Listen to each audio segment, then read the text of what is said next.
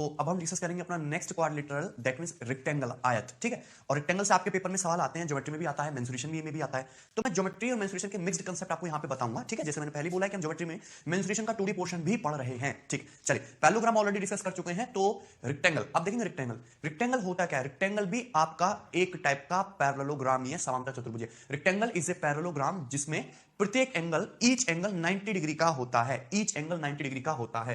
तो जैसे हम एक आपके सामने एक रेक्टेंगल बनाते हैं, एक रेक्टेंगल, या हमने पैरेललोग्राम बनाया आपके सामने ए बी सी डी। ठीक है ना, यदि हम इस पैरेललोग्राम के चारों एंगल 90 डिग्री कर दें, ये भी 90, ये भी 90, ये भी 90, ये भी 90, चारों एंगल हमने 90 डिग्री के कर दिए, तो रेक्टेंगल ये क्या बन गया? पैरेललोग्राम, ये एक रेक्टेंगल बन गया।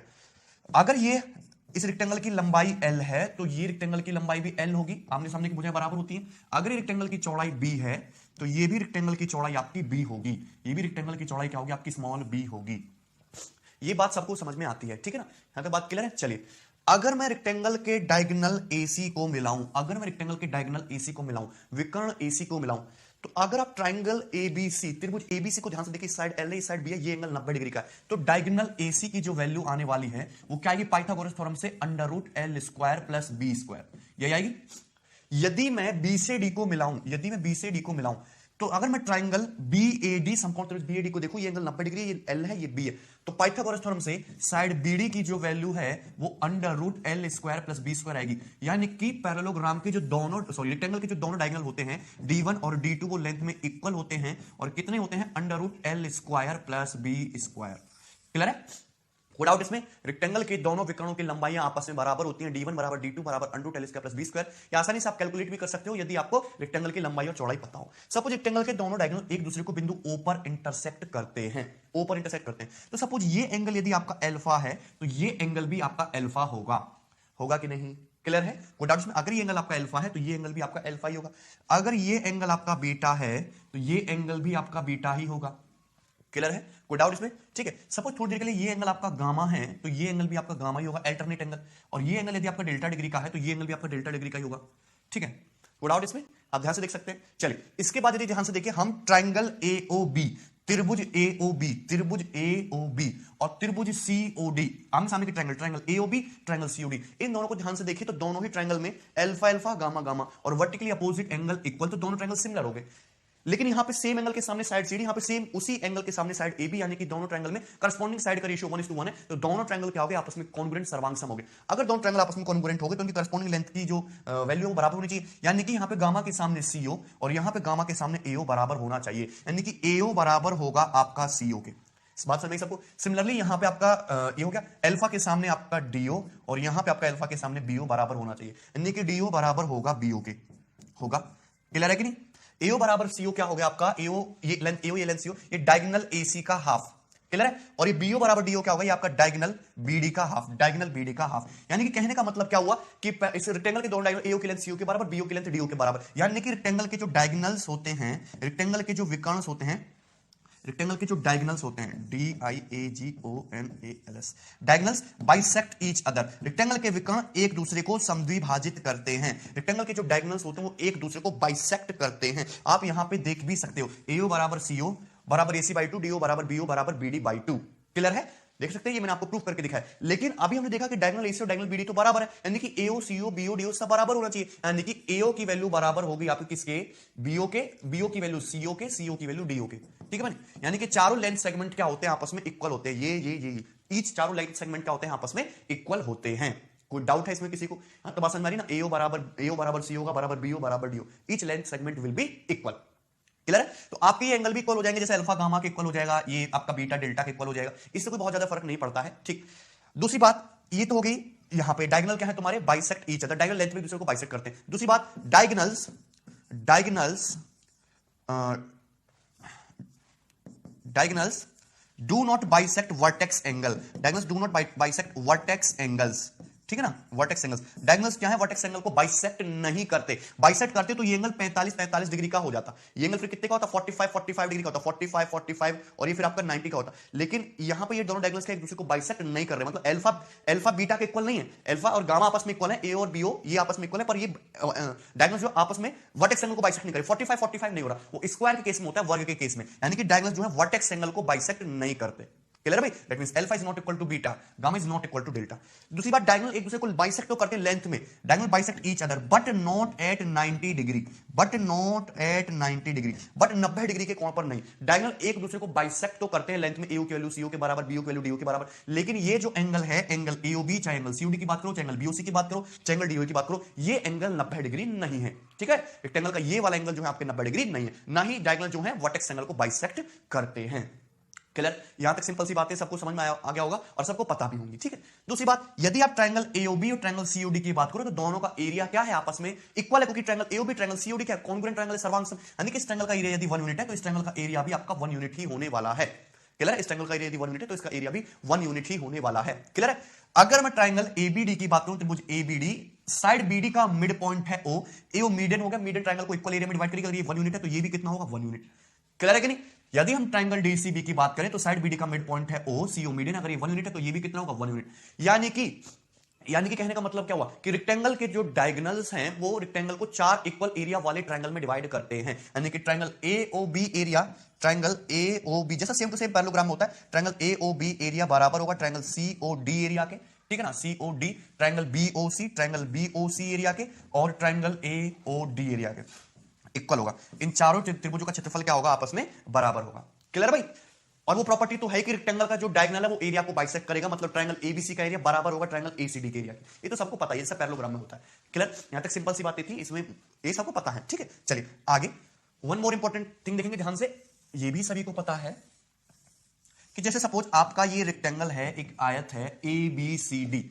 ठीक है भाई, तो इसके प्रत्येक एंगल ये 90, ये 90, ये 90, ये 90, चारों एंगल 90 डिग्री का होता है। अगर ये साइड एल है तो ये साइड भी एल है, और ये साइड बी है तो ये साइड भी बी है। ठीक है, अगर मैं इस रेक्टेंगल के एरिया की बात करूं, क्षेत्रफल की बात करूं, तो रेक्टेंगल का क्षेत्रफल जो है वो लंबाई इंटू चौड़ाई यानी कि एल इंटू बी हो जाएगा। क्लियर है? यदि हम रेक्टेंगल के पेरीमीटर की बात करें या परिमाप की बात करें कि रेक्टेंगल का परिमाप कितना होगा, तो परिमाप क्या होता है, किसी भी चीज का परिमाप क्या होता है, उसकी जितनी भी लेंथ है उसका सम। ठीक है भाई, चारों भुजाओं का सम, ये L plus L two L, B plus B two B, तो रेक्टेंगल का जो पेरीमीटर होगा वो होगा twice into L plus B, 2 गुणा लंबाई प्लस चौड़ाई, ये रेक्टेंगल का परिमाप होता है, 2 into L plus B. Clear है? कोई डाउट इसमें? रेक्टेंगल का पेरीमीटर क्या होगा, 2 इंटू एल प्लस बी। बाकी सारी बातें मैं आपको समझा चुका हूं कि डायगोनल्स क्या है, एक दूसरे को बाइसेक्ट करेंगे, 4 ट्रायंगल बनेंगे, इक्वल एरिया के होंगे, दोनों डायगोनल की लेंथ इक्वल होगी, डायगोनल वर्टेक्स एंगल को बाइसेक्ट नहीं करेगा, डायगोनल्स 90 डिग्री के एंगल पे बाइसेक्ट नहीं करेंगे। क्लियर है? ठीक है, चलिए इसके बाद ये तो हो गया सिंपल सी चीज। आगे देखेंगे थर्ड पॉइंट पर जो बहुत इंपॉर्टेंट है और इस पे एसएससी में क्वेश्चन भी पूछा गया है। ठीक है, चलिए सपोज ये आपका एक रेक्टेंगल है, एक आयत है, ये आपका एक रेक्टेंगल है। ठीक है, रेक्टेंगल एबीसीडी, रेक्टेंगल एबीसीडी, और इसके इनसाइड, इसके अंदर कहीं कोई पॉइंट पी है, इसके अंदर कहीं कोई पॉइंट पी है। यदि इस पॉइंट पी से मैं इस रेक्टेंगल की चारों वर्टिसेस को मिला दूं, रेक्टेंगल की चारों वर्टिसेस को यदि हम मिला दें तो इस तरीके से मिल जाएगा। रेक्टेंगल का प्रत्येक एंगल कितना है, 90 डिग्री का है, रेक्टेंगल का प्रत्येक एंगल कितना है, 90 डिग्री, चारों वर्टिसेस को मिला दो। ठीक है, तो यहां पे 2 थ्योरम बनती हैं, पेपर पे दोनों में सवाल आ चुका है। पहला तो ये है कि जो हमने पैरेललोग्राम में बताया था कि जैसे पैरेललोग्राम में क्या था कि किसी भी पैरेललोग्राम के अंदर यदि हम कोई पॉइंट पी ले लें तो आमने सामने के जो 2 ट्रायंगल बनेंगे उनके एरिया का जो सम होगा वो कांस्टेंट होगा, यानी कि triangle PAB area plus triangle PCD area plus triangle PCD area बराबर है triangle PBC area plus triangle PAD area plus triangle PAD area, और बराबर होगा half of area of rectangle ABCD, half of area of rectangle ABCD, पूरे आयत के क्षेत्रफल का हाफ। ठीक है, हाफ ऑफ रेक्टेंगल एबीसीडी, आमने सामने के जो ट्रायंगल के एरिया का सम है वो बराबर होगा किसके होगा, half of area of rectangle ABCD. जो property same to same parallelogram की है वो आपकी रेक्टेंगल में भी लगनी है। ठीक है भाई, चलिए इसके बाद ध्यान से देखेंगे। दूसरी जो होती है वो होती है आपकी थ्योरम, जिसपे भी सवाल पूछा गया है एसएससी में, ब्रिटिश फ्लैग थ्योरम। ठीक है ना, मतलब अगर रेक्टेंगल के इनसाइड अंदर कोई पॉइंट पी है तो उस पॉइंट पी की जो आमने सामने वाली वर्टिसेस है, आमने सामने वाली जो वर्टिसेस है उनसे दूरियों के स्क्वायर का सम, यानी कि PA square plus PC square, PA square plus PC square बराबर होगा PB square plus PD square के, PA square plus PC square बराबर होगा PB square plus PD square के, PB square plus PD square के। आप रेक्टेंगल के अंदर कहीं भी कोई पॉइंट पी ले लीजिए तो उस पॉइंट पी से रेक्टेंगल की जो चारों वर्टिसेस हैं उसमें आमने सामने की जो वर्टिसेस हैं उनसे दूरियों के स्क्वायर का सम क्या होता है, आपस में बराबर होता है। पॉइंट पी से ए लेंगे पीए, पॉइंट पी से opposite vertex C, P square plus PC square बराबर PB square plus PD square. Simple सी थ्योरी है। ठीक है, ये आया कहां से ये भी मैं आपको बता देता हूं। सपोज हमने यहां से इस तरीके से इस पे परपेंडिकुलर डाला, तो ये परपेंडिकुलर x है, हमने यहां से इस पे परपेंडिकुलर डाला, ये परपेंडिकुलर y है, हमने यहां से इस साइड पे परपेंडिकुलर डाला, ये परपेंडिकुलर आपका z है, हमने यहां से इस साइड पे ये परपेंडिकुलर डाला, तो सपोज ये आपका w है। ठीक है भाई, यदि मैं पी स्क्वायर की बात करूं, यदि हम पी स्क्वायर की बात करें, पी स्क्वायर, ठीक है, यदि हम पी स्क्वायर की बात करें तो इस वाले राइट एंगल ट्रायंगल में ये साइड x है, ये साइड y है, तो यहां से यहां तक ये डिस्टेंस भी कितना हो जाएगा y, और ये कांटा दूरी क्या हो जाएगा x। तो पाइथागोरस थ्योरम से पी स्क्वायर जो आने वाला है वो क्या आएगा आपका x square plus y square, ये आएगा। सिंपल है। यदि हम पीसी स्क्वायर की बात करें, यदि हम पीसी स्क्वायर की बात करें तो ये ट्रायंगल दिख रहा है आपको कांटा दूरी जिसमें ये कितना w, राइट एंगल ट्रायंगल है, ये w है, ये z लेंथ है, तो ये लेंथ भी कितनी होगी z। तो इस ट्रायंगल में पाइथागोरस थ्योरम से पीसी स्क्वायर कितना आएगा आपका w square plus z square, w square plus z square, ये P square plus PC square की वैल्यू आ गई। ठीक है, अगर मैं पीबी स्क्वायर की बात करूं तो ये है आपका पीबी, अगर मैं राइट एंगल ट्रायंगल इसको देखूं, इसमें कांटा दूरी x है, ये डिस्टेंस z है, तो ये डिस्टेंस भी z होगी, तो पीबी स्क्वायर कितना आएगा आपका x square plus z square, PB square कितना आएगा आपका x square plus z square, ये पीबी स्क्वायर आएगा। ठीक है भाई, चलिए अगर हम पीडी स्क्वायर की बात करें तो यदि हम इस कांटे ट्रायंगल को ध्यान से देखें, ये जो समकोण त्रिभुज है ये 90 डिग्री का एंगल है, ये साइड w है, तो ये साइड कितनी आपकी y, तो पीडी स्क्वायर कितना आएगा आपका w square plus y square, w square plus y square. देखोगे तो क्या लेफ्ट हैंड साइड और राइट हैंड साइड इक्वल नहीं है, बोथ आर इक्वल, तो ये बराबर होगा, यानी कि ये जो थ्योरम है सही है, P square plus P square बराबर होना चाहिए आपका PB square plus PD square के। क्लियर, कोई डाउट इसमें? ठीक है, समझ में आया ना सब। चलिए इसके बाद आगे बढ़ेंगे और नेक्स्ट रिजल्ट देखेंगे।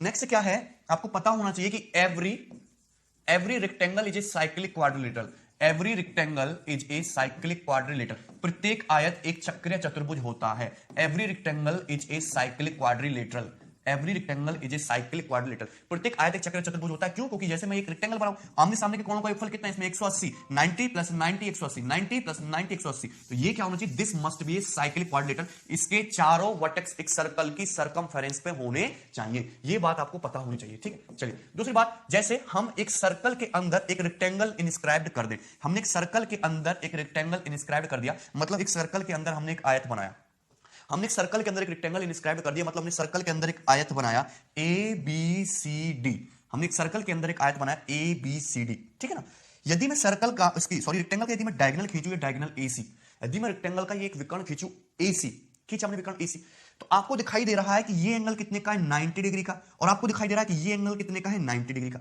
दैट मींस ये जो रेक्टेंगल का डायगोनल है एसी, ये सर्कल का डायमीटर या व्यास भी होना चाहिए, ये सर्कल का डायमीटर या फिर व्यास भी होना चाहिए। क्यों? क्योंकि सेमी सर्कल में बना कोण ही 90 डिग्री होता है। तो यदि मैं एसी की बात करूं, ये जो है तुम्हारा एसी, अगर ये एसी है तो इस एसी द्वारा सर्कल की सरकमफेरेंस पे एंगल 90 डिग्री का बन रहा है। दैट मींस दिस नीचे वाला जो पोर्शन है, ये जो एसी भी, ये जो आर्क है, ये तुम्हारा सेमी सर्कल होना चाहिए, और ये तुम्हारा एसी डायगोनल होना चाहिए, यानी कि सर्कल का सेंटर यहां पे इस ओ पे होना चाहिए।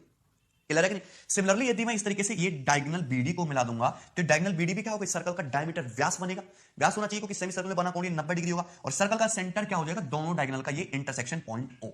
ये भी थोड़ी आपको पता होनी चाहिए, सिंपल सी बात है। चलिए आगे बढ़ेंगे। नेक्स्ट,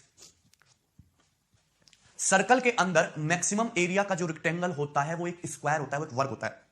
ये बात काफी इंपॉर्टेंट है। सर्कल के अंदर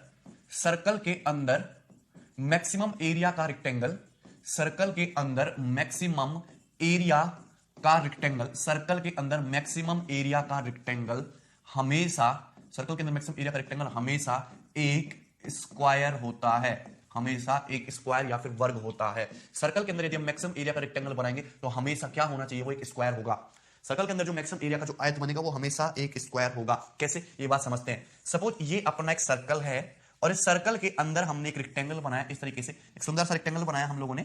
ठीक, अब इस रेक्टेंगल की जो वर्टिसेस हैं वो हैं शीर्ष A B C D. Rectangle के चारों एंगल 90 डिग्री के, तो this angle is 90, this angle is 90, this angle is 90 and this angle is 90, each and every angle is 90।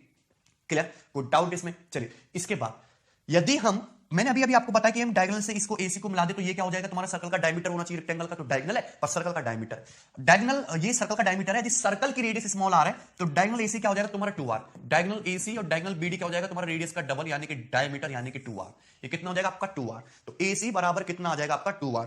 कोई डाउट इसमें? ये कितना हो जाएगा आपका 2r। क्लियर, तो अगर ये एंगल थोड़ी देर के लिए यदि हम इसको थीटा मान ले कि if suppose this angle is theta, this angle is theta, यदि मैं triangle ABC, right angle triangle समकोण त्रिभुज एबीसी में कॉस लगाऊं तो कॉस थीटा बराबर क्या आएगा आपका, कॉस थीटा बराबर आएगा आपका AB by 2r, AB by 2r, यही आएगा, यही आएगा। कॉस थीटा बराबर बेस बटे हाइपोटेनस, बेस से भी हाइपोटेनस 2r, यहां से AB की जो वैल्यू आएगी वो तो आएगी 2r cos theta. Clear, simple सी बात।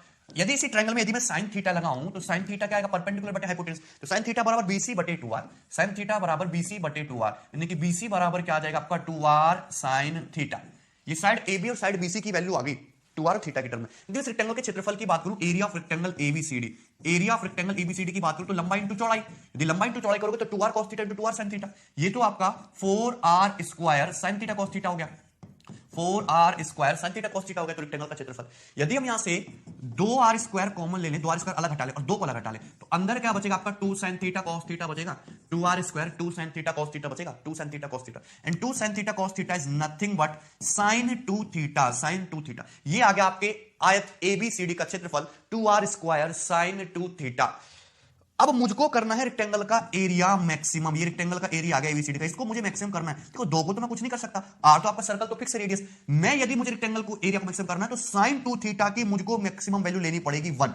यदि मुझे रेक्टेंगल का एरिया मैक्सिमम चाहिए for maximum area sin 2 theta should be 1। अगर मैक्सिमम एरिया के लिए sin 2 थीटा को हमको 1 करना पड़ेगा, लेकिन 1 तो sin 90 डिग्री होता है। अगर 1 तुम्हारा sin 90 डिग्री तो 2 थीटा 90, यानी कि theta should be 45, theta should be 45। अगर थीटा 45 करना पड़ेगा तो ये एंगल थीटा 45, ये एंगल थीटा 45, ये 45, ये 45, 45 45 हो जाएगा ईच एंगल, और ये तुम्हारा क्या बन जाएगा स्क्वायर, क्योंकि अब चारों साइड ही बराबर हो जाएंगी। ये 45 45 90 ट्रायंगल बन गया, 90 के सामने 2r, तो 45 के सामने 2r by root 2 root 2r, ये कितना जाएगा आपका रूट 2r लंबाई, और ये चौड़ाई भी कितनी हो जाएगी आपकी रूट 2r।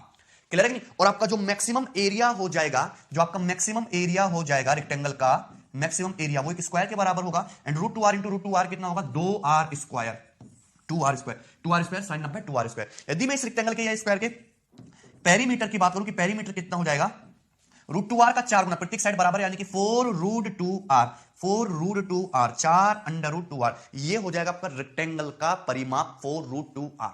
क्लियर है यहां तक? इसमें किसी को कोई समस्या? ठीक है, चलिए बात समझ में आई। ओके, आप देखेंगे नेक्स्ट।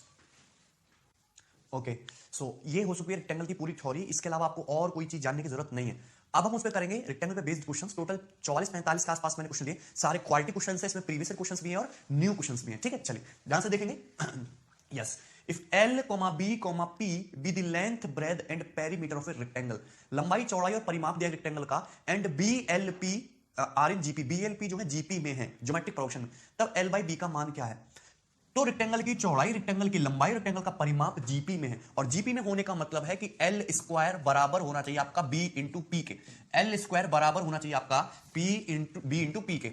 सिंपल सी बात है, L square B into P के बराबर होगा यदि तीनों जीपी में है। और सभी को पता है कि रेक्टेंगल का जो पेरीमीटर है वो हमने लिखा है रेक्टेंगल की चारों भुजाओं का सम, यानी कि 2 इंटू L प्लस B होता है, twice into L plus B। तो यहां पे चिपका देंगे सीधा सीधा, L स्क्वायर बराबर B इंटू पी की जगह क्या रखना है आपको 2L twice of L plus B, तो यहां से आएगा L square minus 2LB minus 2B square बराबर 0, यही आएगा L square minus 2LB minus 2B square बराबर 0, यही आएगा। क्लियर है? कोई डाउट?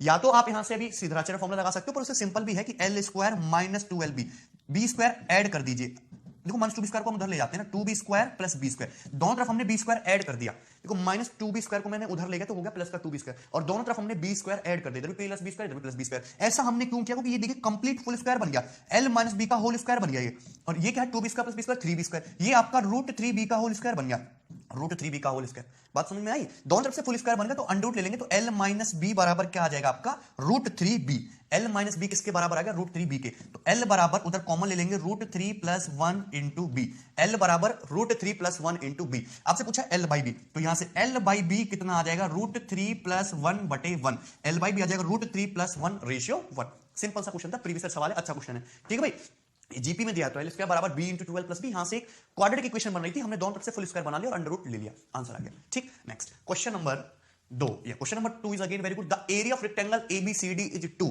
आपको आयत दिया ABCD, इसका क्षेत्रफल दिया हुआ है आपको 2, एंड BD बराबर DE, और क्वेश्चन के अकॉर्डिंग ये जो रेक्टेंगल का एक डायगोनल खींचा है BD, और BD की लंबाई किसके बराबर बताइए? DE के। BD जो है DE के बराबर बताया। Find the area of shaded region, shaded region की वैल्यू क्या है? आसान सवाल, देखते हैं आंसर बता सकते हो कि इसका आंसर क्या होगा आपका 1, कुछ भी करने की जरूरत नहीं है। यदि रेक्टेंगल का एरिया ABCD 2 यूनिट बोला है तो रेक्टेंगल का डायगोनल BD उसको 2 इक्वल एरिया वाले ट्रायंगल में डिवाइड करेगा, यानी कि ऊपर वाले ट्रायंगल का भी एरिया 1 होगा, नीचे वाले ट्रायंगल का भी एरिया 1 यूनिट होगा।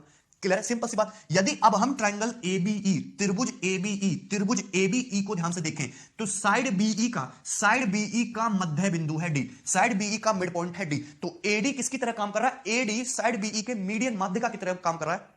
मीडियन की तरह। और मीडियन ट्रायंगल को दो इक्वल एरिया में बांटता है, यदि एरिया 1 है तो शेडेड एरिया भी 1 ही यूनिट होना चाहिए। आंसर क्या आ गया आपका 1। क्लियर, सिंपल सी बात, आसान सवाल। चलिए next, yes question number 3। Question number 3 is very good और बहुत ज्यादा लॉजिकल क्वेश्चन है और कैट 2017 के पेपर का पूछा हुआ क्वेश्चन है, आपके पेपर में भी रिपीट हो सकता है, ध्यान से सुनना। If 3 sides of a rectangular park have a total length 400 feet, आपके पास कोई रेक्टेंगुलर पार्क है, उसकी किन्हीं भी 3 साइड का सम 400 फीट है, then the area of park is maximum. तो पार्क का एरिया मैक्सिमम कब होगा? When length of its longer side is, जब जो पार्क का एरिया जब मैक्सिमम होगा तो जो आपकी रेक्टेंगुलर पार्क है उसकी लॉन्गर साइड की लंबाई क्या है, ये आपसे पूछा है। तो बात को ध्यान से समझना, यदि रेक्टेंगल है, सपोज रेक्टेंगुलर पार्क है, इसकी ईच साइड है एक्स एक्स, आमने सामने वाली वाई वाई, तो किन्हीं भी 3 साइड का सम उसने 400 फीट बोला है, तो ऑब्वियसली बात है यदि हम 3 साइड का सम लेंगे तो 2 हमें इक्वल साइड जरूर इंक्लूड करनी पड़ेगी। तो मैंने ये मान लिया कि 2x प्लस वाई जो है वो आपका 400 फीट है, 2x प्लस वाई ये मान लिया मैंने 400 फीट, ये हो गया 400 फीट, ठीक है। उसके बाद रेक्टेंगल का जो क्षेत्रफल होगा वो x इंटू वाई, लंबाई इंटू चौड़ाई होगा, तो रेक्टेंगल का जो एरिया होगा डेल्टा बराबर वो क्या हो जाएगा आपका x इंटू वाई, रेक्टेंगल का जो एरिया हो जाएगा वो L into Y, L into B. तो x y की जगह क्या रख सकता हूं मैं? y की जगह रख सकता हूं मैं 400 माइनस 2x, y की जगह क्या रख सकते हो आप? 400 माइनस 2x पुट कर सकते हो आसानी से। x y की जगह मैंने 400 माइनस 2x रखा, तो ये कितना आएगा भाई? ये आएगा तुम्हारा 400x माइनस 2x स्क्वायर। ये आ गया रेक्टेंगल का एरिया, ये आ गया रेक्टेंगल का area 400x minus 2x square, समझते रहना 400x minus 2x square, this is the area of rectangle. मुझे इस रेक्टेंगल के एरिया को क्या बनाना है? मैक्सिमम बनाना है। अगर मुझे रेक्टेंगल के एरिया को मैक्सिमम बनाना है तो 400x माइनस 2x स्क्वायर की मुझे क्या लेनी पड़ेगी? मैक्सिमम वैल्यू लेनी पड़ेगी, इसकी मैक्सिमम वैल्यू लेनी पड़ेगी। तो इसकी मैक्सिमम वैल्यू लेने के लिए, चूंकि 400x माइनस 2x स्क्वायर एक क्वाड्रेटिक इक्वेशन है, एक द्विघात समीकरण है, तो मैं इसको दो तरीके से मैक्सिमम वैल्यू निकाल सकता हूं, या तो मैं इसका फुल स्क्वायर करके निकालूं, फुल स्क्वायर बना के, या फिर डायरेक्ट फॉर्मुला भी होता है वो लगाऊं, या फिर सबसे बेस्ट मेथड है कि मैं पे डिफरेंशियल कैलकुलस लगाए। डिफरेंशियल आपको पता होना चाहिए, सिंपल सी बात, यदि आप इसका डिफरेंशिएट करोगे तो 400x का 400, 2x स्क्वायर का कितना होता है 4x, इसको बराबर किसके रखोगे आप? 0 के। तो यहां पे 400 बराबर 4x, तो x की वैल्यू कितनी है कि 100, यानी कि x बराबर 100 पे, x बराबर 100 पे ये क्या आएगा आपका? मैक्सिमम आएगा एरिया।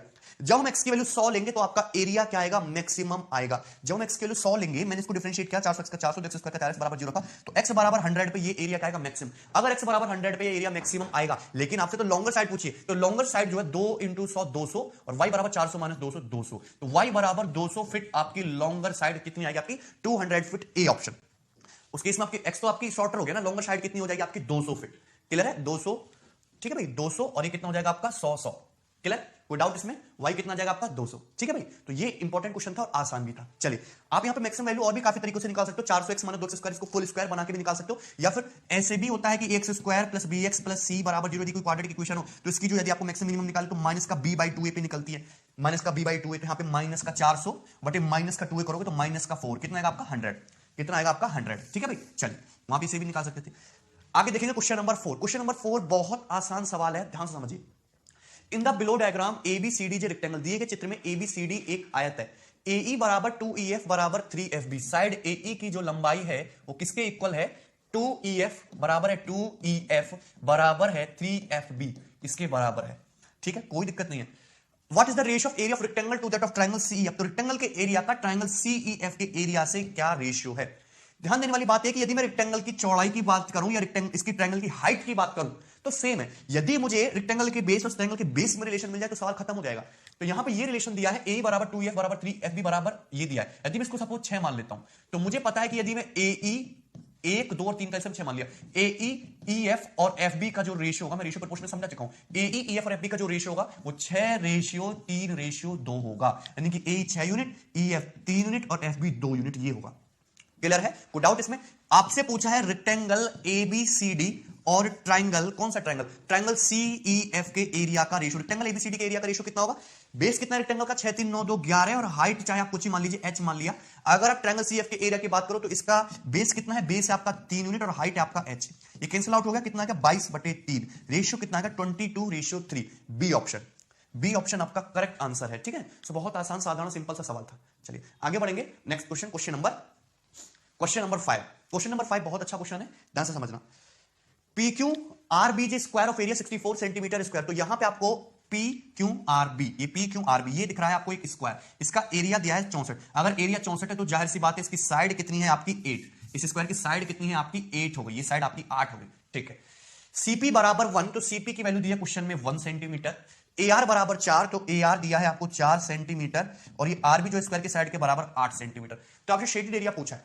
अच्छा ये एबीसीडी क्या बना, एबीसीडी क्या दिख रहा है आपको, ये 4 + 8 12 और ये 8 + 1 9, तो एबीसीडी दिख रहा है रेक्टेंगल, और रेक्टेंगल के अंदर बना हुआ है बीपीक्यूआर, ये एक स्क्वायर। तो आपको ये डायगोनल खींचने शेडेड रीजन बताना है, तो शेडेड रीजन क्या है, पार्ट वाइज पार्ट आपको निकालना पड़ेगा, यहाँ पे सिमिलरिटी का यूज होगा, बहुत आसान कंसेप्ट है। मैंने आपको कितनी बार बोला है कि राइट एंगल ट्राइंगल के अंदर राइट एंगल ट्राइंगल हमेशा 101% सिमिलरिटी लगनी है।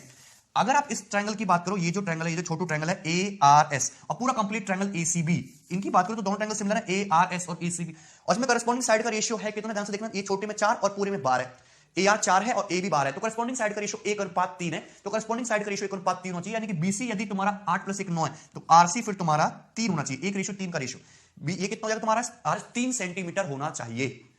कोई डाउट इसमें, आरएस की लंबाई 3 सेंटीमीटर आ गई, यदि आरएस 3 सेंटीमीटर है तो एसक्यू कितना होगा, ये आपका 5 सेंटीमीटर होना चाहिए, ये कितना होना चाहिए 5, क्योंकि स्क्वायर की साइड कितनी रखी है 8, तो ये 3 और ये 5, क्लियर, गुड। नाउ अगर आप ट्रायंगल एआरएस, त्रिभुज एआरएस और त्रिभुज एसक्यूटी, त्रिभुज एआरएस त्रिभुज एसक्यूटी की बात करो, ये दोनों ट्रायंगल भी आपस में सिमिलर हैं, ये दोनों ट्रायंगल भी आपस में सिमिलर हैं, और उनमें करस्पॉन्डिंग साइड का रेशियो कितना है तुम्हारा, ये करस्पॉन्डिंग साइड का रेशियो 5:3, ऊपर 5 है नीचे 3, करस्पॉन्डिंग साइड का रेशियो 5:3, 5:3, तो यहां पे साइड क्यूटी और ये जो साइड एआर है इसका रेशियो भी 5:3 ही होना चाहिए कि करस्पॉन्डिंग साइड का, वर्बली लिख सकते हो, साइड क्यूटी और साइड एआर का रेशियो 5:3 होना चाहिए, एआर है कितना 4 सेंटीमीटर, तो क्यूटी कितना आ जाएगा आपका 20/3, तो ये जो क्यू से टी तक की लंबाई है ये कितनी आ गई आपकी 20/3 सेंटीमीटर, क्यूटी 20/3 सेंटीमीटर, क्लियर है भाई, यहां तक कोई समस्या, क्यूटी 20/3। नाउ अगर क्यू से टी तक 20/3 तो टीपी कितना बचेगा आपका 4/3, टीपी कितना बचेगा 4/3, क्लियर, कोई डाउट इसमें, 4/3 क्यों, क्योंकि स्क्वायर की पूरी साइड 8 होनी चाहिए, 20/3 है तो 4/3, 20 + 4 24/3 8 होता है, बस क्वेश्चन खत्म। मुझे शेडेड एरिया पूछा तो तीनों ट्रायंगल के एरिया का सम, यानी कि इसका एरिया 4 × 12/2 6 हो गया, राइट एंगल ट्रायंगल, इसका एरिया 6 हो गया, ये साइड 5 है, साइड 20 है, 100/3, तो हाफ करना पड़ेगा तो 50/3 हो गया इस ट्रायंगल का एरिया, ये साइड 1 है, ये साइड 4/3 है, तो 1/2 बेस इनटू हाइट कितना होगा 2/3, क्लियर है, यहां पे 3 आप ले लेंगे तो 6 × 18 + 50 + 2, तो ये 50, 18 तो 20 + 50 70/3, 70/3, कितना हो जाएगा 70/3, बी ऑप्शन, बी ऑप्शन आपका करेक्ट आंसर है, बहुत साधारण अच्छा सवाल था। चलिए आगे बढ़ेंगे, next question number 6, question number 6 is good, आपके प्री के पेपर का पूछा हुआ सवाल है। इन the given figure EADF is a rectangle, दिए गए चित्र में EADF एक आयत है, एंड ABCJ ट्रायंगल, इसके अंदर त्रिभुज बना हुआ, त्रिभुज ABC जो कि एक ट्रायंगल है, whose vertices lie on the sides of EADF, जिसकी जो वर्टिसेस है वो ट्रायंगल पे है, साइड AE की वैल्यू रेक्टेंगल की 22 दी है, BE 6 दिया है, CF 16 दिया है, BF 2 दिया है, find the length of the line joining the mid points of side AB and BC, तो साइड AB के मिड पॉइंट P मान लेते हैं और साइड BC के मिड पॉइंट Q मान लेते हैं, मिड पॉइंट को जोड़ने वाली जो लाइन है उसकी लंबाई PQ आपसे पूछी है, ये मिड पॉइंट है, क्लियर है, PQ की लंबाई आपसे पूछी, तो कुछ भी नहीं, सिंपल सा मिड पॉइंट थ्योरम यहां पे लग जाएगा। अगर रेक्टेंगल की साइड तुम्हारी 6 + 2 8 है तो ये साइड AD ये भी कितनी हो जाएगी आपकी 8, साइड AD ये भी कितनी हो जाएगी आपकी 8। अगर रेक्टेंगल की लंबाई यदि 22 है और ये 16 है तो CD कितना हो जाएगा आपका 6, 16 + 6 22, रेक्टेंगल में आमने सामने की भुजाएं बराबर होती हैं। ट्रायंगल CDA, त्रिभुज CDA क्या राइट एंगल ट्रायंगल है, 6 या 8, तो ट्रिपलेट से AC कितना हो जाएगा 10 सेंटीमीटर, 10 सेंटीमीटर आ गया AC की लंबाई। अगर मैं ट्रायंगल ABC, त्रिभुज ABC को ध्यान से देखो तो AB का मिड पॉइंट P, BC का मिड पॉइंट Q, तो मिड पॉइंट थ्योरम से PQ की जो लंबाई वो AC का हाफ यानी कि 5 सेंटीमीटर होगी, कितना है तुम्हारा 5 सेंटीमीटर, बी ऑप्शन आपका करेक्ट आंसर है, ठीक है। चलिए आगे बढ़ेंगे, next question number 7, A rectangular sheet of paper when halved by folding it at the mid points of its longer side result in a rectangle। देखिए कैट 2004 का है वो सवाल है, बहुत अच्छा क्वेश्चन है। आपके पास एक रेक्टेंगुलर पेपर की शीट है, जब हम उसके लॉन्गर साइड को जो बड़ी भुजा है उसके मिड पॉइंट को मोड़ते हैं तो एक नया रेक्टेंगल बनता है, उस whose longer and shorter side are in the same proportion as the longer and shorter side of the original rectangle। और जो नया जो रेक्टेंगल बना मिड पॉइंट को मोड़ने से उसकी लॉन्गर एंड शॉर्टर साइड उसी प्रोपोर्शन में है जिस प्रोपोर्शन में आपके ओरिजिनल रेक्टेंगल की लॉन्गर एंड शॉर्टर साइड है, बड़ी और छोटी भुजा है। यदि ओरिजिनल रेक्टेंगल की जो शॉर्टर साइड है वो यदि 2 है, ओरिजिनल रेक्टेंगल की शॉर्टर साइड यदि 2 है, ठीक है, तो आपको इसमें निकालना क्या है, if the shorter side of the original rectangle is 2, तो छोटे आयत का क्षेत्रफल आपको निकालना है, ठीक है ना, तो छोटे आयत का आपको क्षेत्रफल निकालना है, जो नया रेक्टेंगल जो बना है उसका एरिया आपको निकालना है, ठीक है। चलिए अब ध्यान से देखिए, बहुत बढ़िया सवाल है, ध्यान से समझना। सपोज आपके पास एक रेक्टेंगल है, ये हो गया आपके पास एक रेक्टेंगल, आपको ये हो गया रेक्टेंगल, और रेक्टेंगल की 2 भुजाएं होती हैं, सभी को पता है रेक्टेंगल की वैसे तो 4 भुजाएं होती हैं, 2 आपस में इक्वल होती हैं, ठीक है। चलिए अब सपोज रेक्टेंगल की शॉर्टर साइड ये है, ये क्वेश्चन में बोली गई है आपको 2, ये रेक्टेंगल की लॉन्गर साइड है, ये रेक्टेंगल की लॉन्गर साइड है। अब इस रेक्टेंगल के लॉन्गर साइड के साथ हमने क्या किया, इसके मिड पॉइंट्स को हमने फोल्ड कर दिया, ऐसे इसके मिड पॉइंट्स को हमने इस तरीके से फोल्ड कर दिया, यानी कि अगर ये आपका स्मॉल a है तो ये भी स्मॉल a है। अगर मैं इसको फोल्ड कर दूंगा तो हमारे पास एक नया रेक्टेंगल बनेगा जो कुछ इस प्रकार का होगा कि उसकी ये साइड तो रहेगी 2, ये साइड रहेगी स्मॉल है, और ये जो हिस्सा था ये आपका फोल्ड होकर मैंने इसके ऊपर कवर कर दिया। तो ये था आपका ओरिजिनल रेक्टेंगल और ये आपका न्यू रेक्टेंगल। आपको इस रेक्टेंगल का एरिया बताना है इस वाले का, ठीक है। लेकिन क्वेश्चन में आपको कंडीशन दी हुई है, क्या कंडीशन दी है कि ओरिजिनल रेक्टेंगल की लॉन्गर साइड से शॉर्टेस्ट साइड का जो रेशियो है, लॉन्गर साइड से शॉर्टेस्ट साइड का जो रेशियो है, लॉन्गर साइड है 2 है, शॉर्टेस्ट साइड है 2, लॉन्गर साइड से शॉर्टेस्ट साइड का जो रेशियो है वो जो नया रेक्टेंगल जो फोल्ड करने के बाद आता है उसकी लॉन्गर से शॉर्टेस्ट साइड के रेशियो के बराबर है।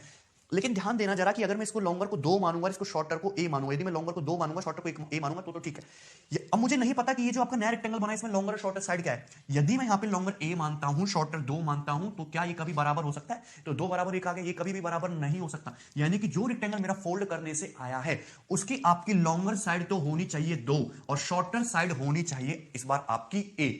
रेशियो रिवर्स हो गया। बहुत अच्छा लॉजिकल क्वेश्चन है। ओरिजिनल रेक्टेंगल की हमने साइड 2a माननी, शॉर्टर 2 माननी, लॉन्गर 2 है, शॉर्टर 2। तो ये हो गया ओरिजिनल रेक्टेंगल के लॉन्गर साइड से शॉर्टर साइड का रेशियो। अब जो हमने इस रेक्टेंगल के मिड पॉइंट को फोल्ड करके जो नया रेक्टेंगल बनाया उसकी लॉन्गर साइड से शॉर्टर साइड का रेशियो सेम है। अब मुझे तो ये पता नहीं कि किसमें लॉन्गर शॉर्टर क्या है। यदि मैं 2 बटा ए बनाने की कोशिश करता हूं तो बात ठीक है, लेकिन जब मैं लॉन्गर ए मानता हूं शॉर्टर 2 मानता हूं तो गड़बड़ हो जाती है। तो ये रेशियो आपका होना चाहिए, 2 से 2 कट गया, ए स्क्वायर बराबर कितना आ गया 2, यदि ए स्क्वायर बराबर 2 है तो ए बराबर कितना आ गया √2, यदि ए बराबर √2 आ गया तो ये साइड कितनी आ गई आपकी √2, ये ए √2 आ गया, ये आ गया 2। तो आपसे इस रेक्टेंगल का क्षेत्रफल पूछा, छोटे आयत का लंबाई इंटू चौड़ाई यानी कि 2√2, क्या आ जाएगा आंसर 2√2, ठीक है 2√2।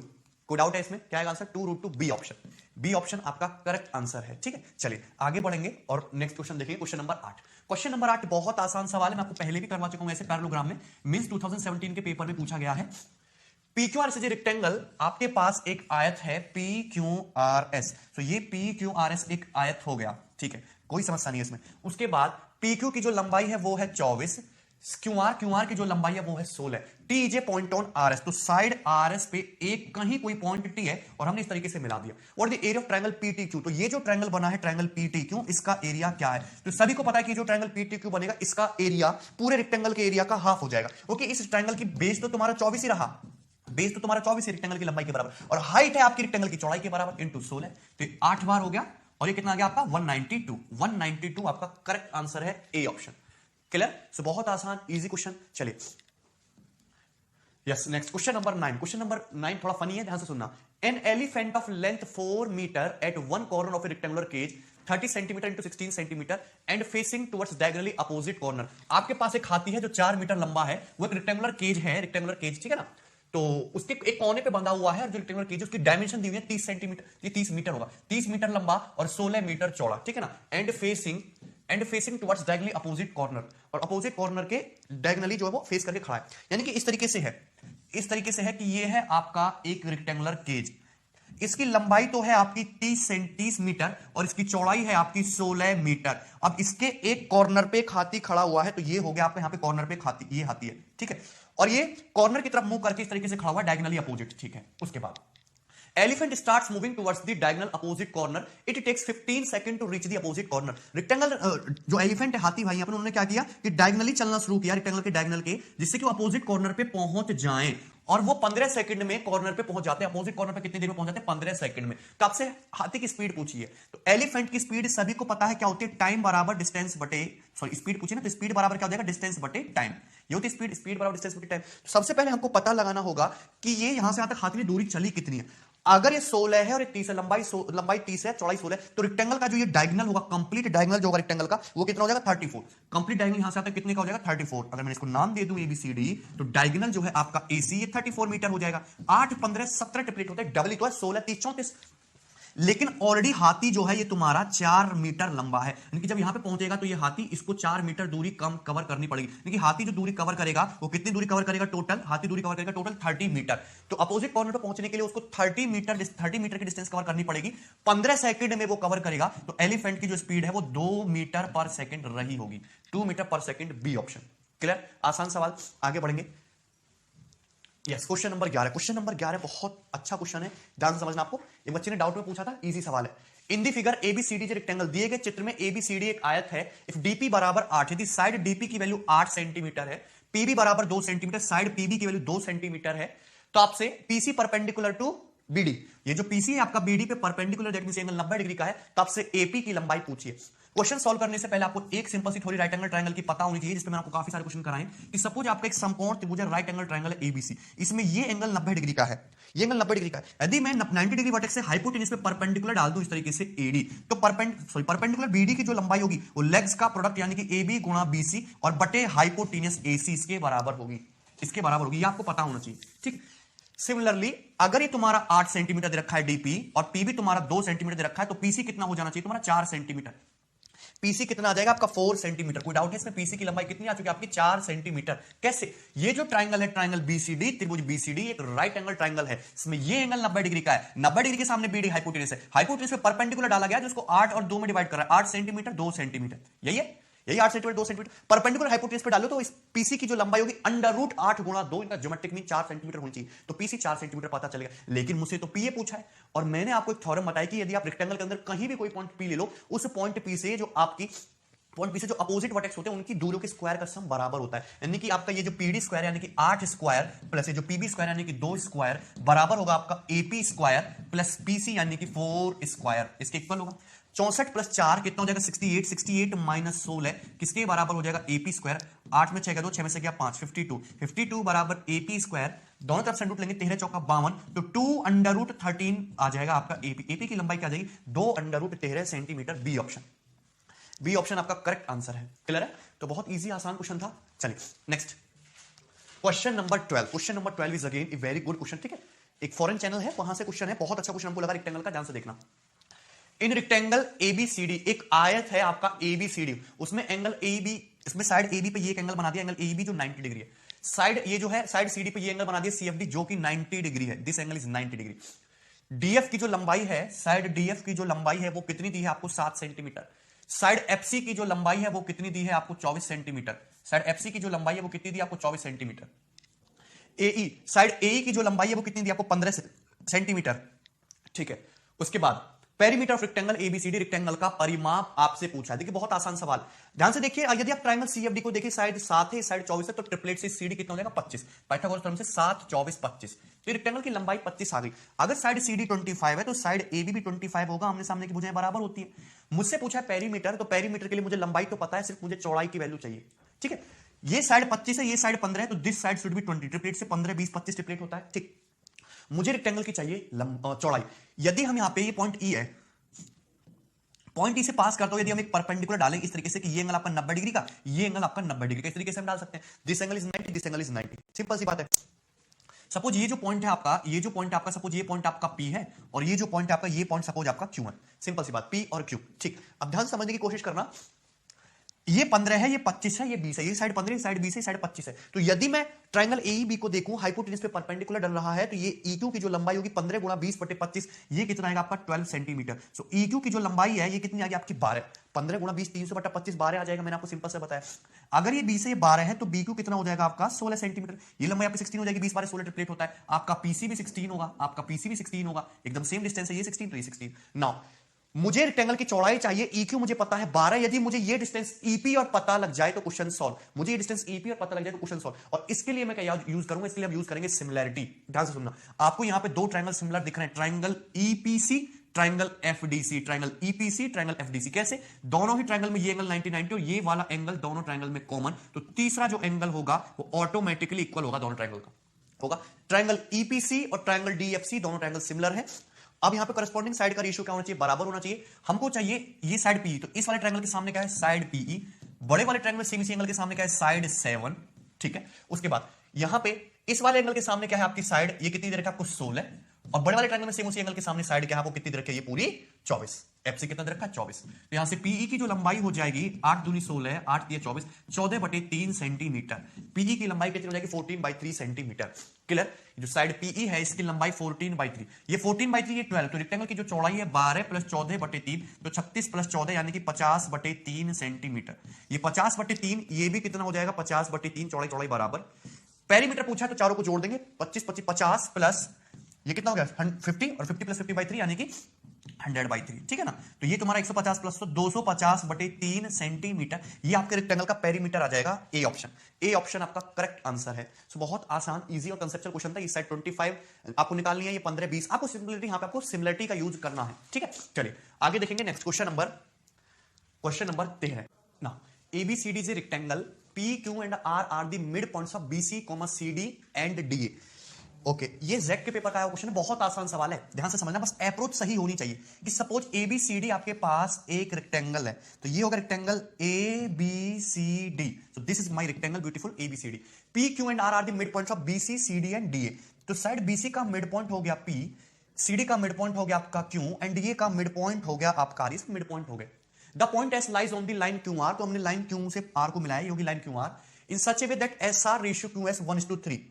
तो यहां पे कोई पॉइंट हमने ले लिया S, और SR से जो QS का जो रेशियो है वो 1:3 है। SR रेशियो QS कितना है? 1:3। The ratio of triangle AP, the ratio of triangle APS and rectangle ABCD का रेशियो पूछा है। तो ये आपको, जैसे ये S पॉइंट दिया है ना, तो S पॉइंट से, this one is S point से P को मिलाइए, S पॉइंट से A को मिलाइए, और S पॉइंट से A पॉइंट से P को मिलाइए। तो ये जो ट्राइंगल बना, ट्राइंगल APS, ट्राइंगल एपीएस, और जो पूरा कंप्लीट रेक्टेंगल है एबीसीडी, उसके एरिया का रेशियो पूछा है। ये है आपका ट्राइंगल दिख रहा है आपको, कौन सा ट्राइंगल एपीएस और ट्राइंगल एबीसीडी, रेक्टेंगल एबीसीडी के एरिया का रेशियो। आप इस क्वेश्चन को बहुत सारे तरीके से कर सकते हो, पर मैंने हमेशा एक चीज बोली है, रेक्टेंगल, स्क्वायर, रेक्टेंगल, ट्राइंगल में एक बहुत चीज मदद आपकी हेल्प करती है, वो है कोऑर्डिनेट ज्योमेट्री। तो यहां पे इस क्वेश्चन को जो मैं बताने वाला हूं, कोऑर्डिनेट ज्योमेट्री के अप्रोच से बताने वाला हूं, जिससे कि आपकी कोऑर्डिनेट यूज करने की थोड़ी जो हैबिट है वो भी बढ़े क्वेश्चन में। ये रेक्टेंगल है, अब क्या रेक्टेंगल की क्वेश्चन में कहीं भी लंबाई या चौड़ाई बताई गई है? कहीं नहीं बताया गया ना रेक्टेंगल की लंबाई चौड़ाई के बारे में। तो मैं इस रेक्टेंगल को क्या मान लेता हूं? एक स्क्वायर मान लेता हूं। मैंने मान लिया कि ये रेक्टेंगल की लंबाई और चौड़ाई दोनों बराबर है, मैंने इसको स्क्वायर मान लिया। और स्क्वायर मान लिया मैंने, पॉइंट ए को मान लिया ओरिजिन, ये हो गया आपका 0 0। पॉइंट बी के कोऑर्डिनेट मान लिया मैंने 4 0, मतलब मैंने रेक्टेंगल की लंबाई को 4 मान लिया, रेक्टेंगल की चौड़ाई को भी मैंने 4 मान लिया, यानी कि मैंने लंबाई और चौड़ाई दोनों को 4 यूनिट मान लिया। खत्म सवाल, क्वेश्चन में कुछ है ही नहीं। अब ये 4 4 4 0, तो ये जो पॉइंट हो जाएगा ये कितना हो जाएगा आपका? पॉइंट P के कोऑर्डिनेट 4,2। मुझे पॉइंट A के कोऑर्डिनेट पता है, P के कोऑर्डिनेट पता है, S के कोऑर्डिनेट मिल जाए तो क्वेश्चन खत्म। पॉइंट R के कोऑर्डिनेट क्या है? 0,2 x, ये तुम्हारी x एक्सिस हो गई, ये तुम्हारी x एक्सिस है, ये आपकी y एक्सिस है, ऐसे बढ़ा दिया ना हमने, तो ये y एक्सिस का x कोऑर्डिनेट 0, ये एवरेज हो जाएगा 0,2। पॉइंट Q के कोऑर्डिनेट ध्यान से देखिए, ये तुम्हारा कितना है? 0,4, तो इसके कोऑर्डिनेट क्या हो जाएंगे आपके? 2,4। पॉइंट Q के कोऑर्डिनेट 2,4, सिंपल सी बात, क्लियर है? ठीक, अब ध्यान से देख सकते हैं, आपको निकालने पॉइंट S के कोऑर्डिनेट, तो यहां पे क्या लगेगा? सेक्शन फॉर्मूला लगेगा यहाँ पे। पॉइंट R के कोऑर्डिनेट 0,2 है, पॉइंट Q के कोऑर्डिनेट 2,4 है, मुझे पॉइंट S के कोऑर्डिनेट निकाले, और S इसको 1:3 में बांट रहा है। तो S के कोऑर्डिनेट निकालने के लिए क्या करना पड़ेगा? M1 x2, 1 into 2 2 हो गया, प्लस M2 x1 यानी कि 0 बटे 3 प्लस 1 4, ये आएगा, कॉमा M1 y2 4 हो गया, प्लस M2 y1 6 हो गया, और बटे 4, ये आ जाएगा। तो पॉइंट एस के कोऑर्डिनेट कितने आ गए? 2/4 यानी कि 0.5, और 6 4 10/4 यानी कि 2.5। ये आ गया आपके पॉइंट एस के कोऑर्डिनेट, 0.5 और 2.5, 0.5 और 2.5 ये आपके बिंदु एस के कोऑर्डिनेट है भाई, 0.5 और 2.5। क्लियर? कहानी खत्म। मुझे ट्रायंगल एपीएस का एरिया चाहिए, तो मुझे उस ट्रायंगल का एरिया निकालना है ट्रायंगल एपीएस के लिए, जिसके कोऑर्डिनेट है 0 0 4,2 एंड 0.5, 2.5। मुझे उस ट्रायंगल का एरिया निकालना है जिस ट्रायंगल एपीएस का, जिसके जो कोऑर्डिनेट है वो ये लिखे हुए एपीएस। एक सेकंड में मैं इस ट्रायंगल का एरिया बता सकता हूं, एरिया ऑफ ट्रायंगल एपीक्यू एक सेकंड में। कैसे? मैंने आपको बताया, यहां पे ऑलरेडी एक पॉइंट ओरिजिन 0 0 दे रखा है, तो इस तरीके से मल्टीप्लाई करो। 4 × 2.5 कितना आता है? 10। 4 × 2.5 कितना आता है? 10। 2 × 0.5 कितना आता है? 1। 10 - 1 9, और 9/2 यानी कितना आ जाएगा? 9/2 सेंटीमीटर स्क्वायर। ये आ जाएगा आपका इसका एरिया ट्रायंगल एपीक्यू का, 9/2। क्लियर है? 9/2 यूनिट। अरे समझे भाई, 9/2। ऐसे ऐसे सिंपल सी, मैंने हमेशा बोला है कि किसी भी ट्रायंगल का एरिया निकालना हो आपको कोऑर्डिनेट ज्योमेट्री से, तो एक कोऑर्डिनेट को क्या बना लीजिए? 0 बना लीजिए, एक को 0 बना लीजिए। 4,2, 0.5 और 2.5, तो 4 × 2.5 10 हो गया, 2 × 0.5 1 हो गया, तो 10 - 1 9/2। क्लियर है? ठीक, तो ये हो गया एरिया ऑफ ट्रायंगल एपीक्यू 9/2। और आपको चाहिए रेक्टेंगल एबीसीडी का एरिया, रेक्टेंगल एबीसीडी का एरिया, इनके एरिया का रेशियो। अगर मैं रेक्टेंगल एबीसीडी के एरिया की बात करूं, तो रेक्टेंगल एबीसीडी का एरिया है कितना आपका? लंबाई भी 4, चौड़ाई भी 4, 4 का स्क्वायर 16 है, तो बटे 16, तो कितना आएगा? 9/32। तो ये आपका आ गया रेशियो, जो आपसे क्वेश्चन में पूछा गया, 9/32। इजीली आपने बिना कोई कैलकुलेशन के, बिना कोई बहुत ज्यादा दिमाग लगाए, एक सेकंड में आंसर आएगा 9/32। ऑप्शन में तो ऐसा कुछ नहीं दिख रहा, लेकिन आंसर क्या आपका फर्स्ट ऑप्शन है। 4 से मल्टीप्लाई करके लिखा है, 4 नाम 36 और 32 चौका 128, 36 रेशियो 128। फर्स्ट ऑप्शन आपका करेक्ट आंसर है। क्लियर? सबको बात समझ में आई? बहुत आसान क्वेश्चन। चलिए आगे बढ़ेंगे। Next question number 14। Question number 14 भी आपके जेड के पेपर का आया हुआ है, ठीक है ना? इंपॉर्टेंट सवाल है, ध्यान से देखना। The figure below has been obtained by folding a rectangle. ये जो आपको आकृति दिखाई दे रही है, आयत को मोड़ के बनाई गई है। The total area of figure as visible is 144 square metre. इसमें जो टोटल एरिया आपको जो विजिबल हो रहा है वो 144 स्क्वायर मीटर है। Had the rectangle not been folded, यदि रेक्टेंगल को फोल्ड नहीं किया जाता, the current overlapping part would have been square. तो करंट ओवरलैपिंग पार्ट ये जो, यदि रेक्टेंगल फोल्ड नहीं किया जाता, तो करंट ओवरलैपिंग पार्ट ये जो हो रहा है ये स्क्वायर होता। What would have been the total area of original unfolded rectangle? Original unfolded rectangle का एरिया क्या है? देखते ही आंसर बता सकते हो कि आंसर इसका सी ऑप्शन 162 स्क्वायर मीटर, कुछ भी करने की जरूरत नहीं है। कैसे, ध्यान से समझना। अगर आप इस रेक्टेंगल को अनफोल्ड करो, तो अनफोल्ड करोगे तो जब इसको आप अनफोल्ड करोगे तो रेक्टेंगल बन जाएगा आपका कुछ इस तरीके से, ये हो जाएगा आपका रेक्टेंगल, ये हो जाएगा। इस समय जो आपको एरिया दिख रहा है वो 144 है, कितना, 144 स्क्वायर मीटर। जब अनफोल्ड करोगे आप तो ध्यान से समझना कि ये जो एरिया है, ये जो एरिया है, ये आपका एक्स्ट्रा जो ओवरलैप हो रहा था ना, ये विजिबल हो जाएगा। यहां पे आपको इस तरीके से ये ट्रायंगल है जो था तो ये तरीके का स्क्वायर, लेकिन जब आपने ओवरलैप किया तो आपका ये जो एरिया है ये इनविजिबल हो गया, ये फोल्ड हो गया। लेकिन जब आप इसको अनफोल्ड करोगे तो ये एरिया वापस आ जाएगा, यानी कि कंप्लीट इतना एरिया आपको रिटर्न मिल जाएगा। यानी कि एरिया जो है ओरिजिनल रेक्टेंगल का 144 तो होगा ही होगा, प्लस इस ट्रायंगल का एरिया और ऐड हो जाना है। इसकी चौड़ाई देखो 6 है, तो ये भी तुम्हारा 6 है, ये भी तो तुम्हारा 6 है। ऑब्वियस सी बात है, ये स्क्वायर होगा, ये भी चौड़ाई है 6, ये भी चौड़ाई 6, पूरा स्क्वायर का एरिया 36। तो ये हाफ एरिया कितना हो जाएगा ट्रायंगल का, 18। ये ट्रायंगल का जो हाफ एरिया है 36/2 कितना हो जाएगा, 18। तो 144 प्लस 18 यानी कि 162 स्क्वायर मीटर, ये आपके ओरिजिनल रेक्टेंगल का एरिया आ जाएगा अनफोल्ड करने के बाद। कहानी खत्म, क्लियर। चलिए आगे, next question number 15। Question number 15 बहुत बढ़िया लॉजिकल क्वेश्चन है, ठीक। ए जॉगिंग पार्क, ये कैट 2004 के पेपर है, 5 के पेपर में पूछा हुआ सवाल है। A jogging park has 2 identical circular tracks touching each other. आपके पास एक जॉगिंग पार्क है जिसमें 2 सर्कुलर ट्रैक बने हुए हैं, एक दूसरे को स्पर्श करते हैं दोनों track, and rectangular track enclosing the 2 circles, और एक रेक्टेंगुलर ट्रैक है जो दोनों सर्कल को इंक्लोज करता है। Edges of rectangle are tangential to circle, और सर्कल की जो एजेस हैं, सॉरी रेक्टेंगल की जो एजेस है वो सर्कल को टेंजेंशियल है, सर्कल पे टेंजेंशियल है। तो पहले ध्यान से देखते हैं कि फिगर कैसे बनेगा। 2 सर्कुलर ट्रैक है, एक जैसे हैं, वो होंगे इस तरीके से, जो एक दूसरे को इस तरीके से एक्सटर्नली टच कर रहे हैं, इस तरीके से होंगे। पहली बात तो 2 सर्कुलर ट्रैक, ये हो जाएगा, क्लियर। अब एक रेक्टेंगुलर पार्क है जो इन दोनों सर्कुलर ट्रैक को कंप्लीटली कवर करता है, और उसकी जो एज है इस पे क्या टेंजेंशियल है। तो इस तरीके से होगा आपका ये रेक्टेंगुलर पार्क, इस तरीके से देख सकते हैं। यहां पे हर जगह ये क्या कर रहा है, इसको टच कर रहा है, क्लियर है, ठीक है ना। ये हो गया आपका, ये रेक्टेंगुलर पार्क हो गया आपका कंप्लीट, ठीक है। फिगर थोड़ा टेढ़ा मेढ़ा सा है पर समझ में आ जाएगा सबको, ठीक ना। ये हो गया आपका एक रेक्टेंगुलर पार्क, और इसके अंदर पड़े हुए हैं 2 सर्कुलर ट्रैक इस तरीके से, ठीक है। चलिए उसके बाद क्वेश्चन में क्या बोला है, उसके बाद ये बोला है कि यहां पे देख सकते हो दोनों सर्कुलर ट्रैक एकदम एक जैसे रेक्टेंगल के अंदर कंप्लीटली फिट है, और रेक्टेंगल की जो एज है दोनों सर्कुलर ट्रैक को टच करती है। अगर मैं यहां पे थोड़ी लेंथ वगैरह की बात करूं तो दोनों, ये यहां पे टच कर रहा है, ये यहां पे टच कर रहा है, दोनों सर्कल, और यहां पे टच कर रहा है। ये सारे पॉइंट एक स्ट्रेट लाइन में इस तरीके से होंगे।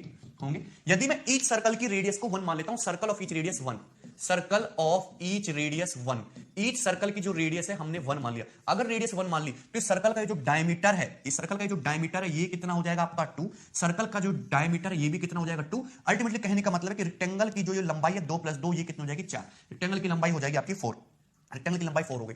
रेक्टेंगल का जो ये जो डायमीटर है ये भी 2 हो जाएगा, यानी कि रेक्टेंगल की ये जो चौड़ाई है ये कितनी हो जाएगी, ये भी 2 हो जाएगी। रेक्टेंगल की चौड़ाई ये भी कितनी हो जाएगी, 2 हो जाएगी। कोई डाउट इसमें। चलिए इसके बाद देखिए क्या बोला है।